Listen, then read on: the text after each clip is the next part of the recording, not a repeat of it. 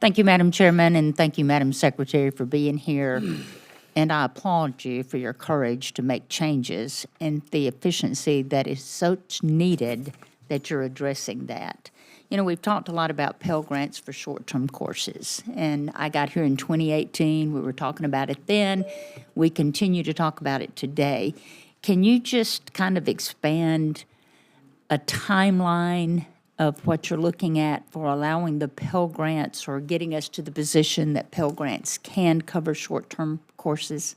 Well, we'd like to do that, right away. And I think as we're looking, in the new budget, we'd like to see those short-term Pell Grants be part of that budget. Because I do think that is one of the best ways that we can get students into the economy and working right away. We had a little brief conversation about that before you joined, and it's one of the things that I've talked about for a long time, since back 2009 and 10, when I actually ran for the Senate in Connecticut. I was talking about those same things, that we needed a skilled workforce in our country because we are not fulfilling those needs and those requirements. And short-term Pell Grants will actually get people into the marketplace quicker. They're cheaper. They can be, we're hoping they could be 6 to 8 weeks. It's not the full term of a community college. And we can get them earning a living. So you're hopeful within the next 1 to 2 years? Oh. Do you think that's a practical time frame? I would hope it would be before that. Great. That's what I'm hoping for as well. And hoping, working with Congress to make sure that happens. Yeah. And we've always talked about administration's wish for workforce-aligned apprenticeship-focused learning as well. And that is just so aligned with career and technical education training. That's so important in my state, and I know many states. But the initiatives happening in Mississippi, this is really important, and we're thrilled that, as Senator Britt was talking about Alabama, we had the Mississippi Miracle that, we were 49th in one time in fourth grade reading. We're in the top 20 now. So it just shows that if you're intentional about something, you can accomplish it. And you did it at the state level without the interference exactly of the federal government. We did it at the state level because we were intentional about doing it.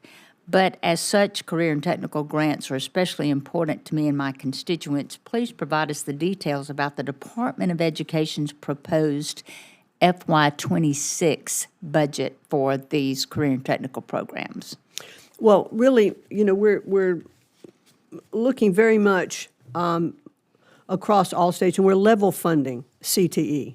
It's not being reduced, in the current 26 budget. And I think, it's really the president has charged us to work with commerce and labor and all the different departments. We have about 43 different workforce development programs across government, and it's incredibly inefficient. So we would like to narrow that scope and work with different departments and find out exactly what we can do. And I think, Senator, you referenced about going with the Department of Labor. Those are conversations that are being held because can we be more efficient working across different departments? And that's what we really want to do and what we want to accomplish. And let's talk about EIR grants, the Education, Innovation, and Research grants that are critical for boosting achievements in these high-need students. But Mississippi has received no grants from 2021 to 2024, despite the state facing challenges of medium incomes, low medium incomes, high rural student enrollment, and the teacher shortage that we're facing. In fact, no EIR grants were awarded to nearly 2/3 of the states represented by Republicans on the Senate Appropriations Committee. But California, New York, and Massachusetts awarded 49 separate EIR grants, totaling more than $300 million. But I just feel it's important to note that there are no limits on indirect cost imposed by these grants. And do you agree that the EIR funds need to be reformed to optimize their program's impact so that direct resources are sent to the areas of greatest need? Yeah, I'd like to work with you and get back to you on that. I'm not familiar specifically with what happened in Mississippi, but I would like to get back to you and work with you on that program. Yeah, we know a specific that applied, so it's not like we're not applying. We're definitely applying. Right. But in the competitive grant process.